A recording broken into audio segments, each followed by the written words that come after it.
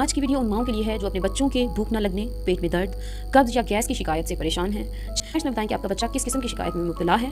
मैं मखसूस दवा भी तजवीज़ कर दूंगी। अगर अस्सलाम वालेकुम व्यूअर्स, कैसे हैं आप? मैं सेल्फ डॉक्टर नूरुल्लाह, उम्मीद करती हूँ आप खैर आफियत से होंगे। आज की वीडियो उन माओं के लिए है जो अपने बच्चों के भूख न लगने, पेट में दर्द, कब्ज या गैस की शिकायत से परेशान हैं।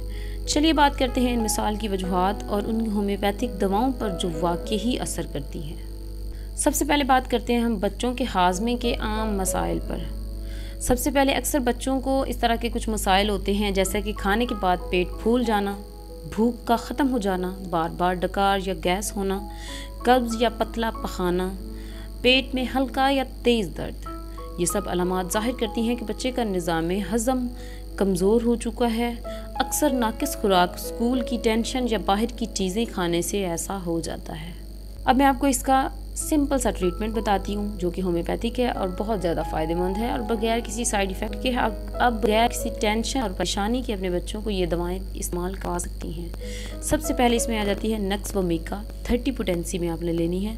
अगर आपका बच्चा बाहर का तेज़ मसाले वाला खाना खाकर हज़मी गैस या कब्ज़ का शिकार हो गया है तो नक्स वो बेहतरीन मेडिसिन है। रोज़ाना रात को सोने से पहले 2 की ज़बान पर डाल दें। नंबर 2 पे आ जाती है लैक्सिस। 30 पोटेंसी में आपने ली है। अगर आपका बच्चा थोड़ा सा भी खाता है और फ़ौरन उसके पेट में दर्द शुरू हो जाता है और उसका पेट फूल जाता है और डकार या गैस का मसला उसको बन गया है तो ये दवा बहुत ज़्यादा इफ़ेक्टिव साबित होगी।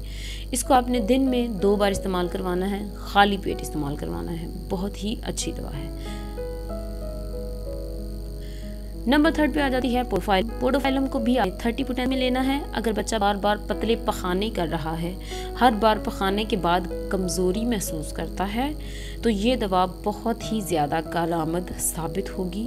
हर 4 घंटे के बाद 3 कतरे जब तक अलार्म बच्चे के अंदर मौजूद है तब तक यूज़ करवाएं। बहुत ही अच्छी दवा है। नंबर 4 पर आ जाती है चैलिडोनियम को आपने 6x पोटेंसी में लेना है। अगर बच्चे को जिगर मसला हो, पीलापन बच्चे के अंदर हो, भूख कम लगती हो, आपको दिन में 2 बार इस्तेमाल करवाएं। बहुत ही इफ़ेक्टिव दवा है। 2 बार आपने इस्तेमाल करवानी है और हर बार 2-2 कतरे ही आपने इस्तेमाल करवाने हैं। बहुत ही अच्छी दवा है।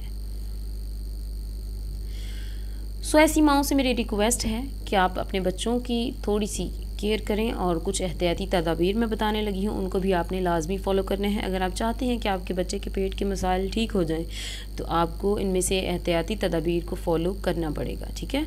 तो बच्चों को बाज़ारी चीज़ें खाने से रोकें। मेरी आपसे रिक्वेस्ट है, पानी उनको उबाल कर पिलाएं या फिर किसी अच्छे फ़िल्टर का पानी उनको पिलाएं। घर का पानी आप उनको ना पिलाएं।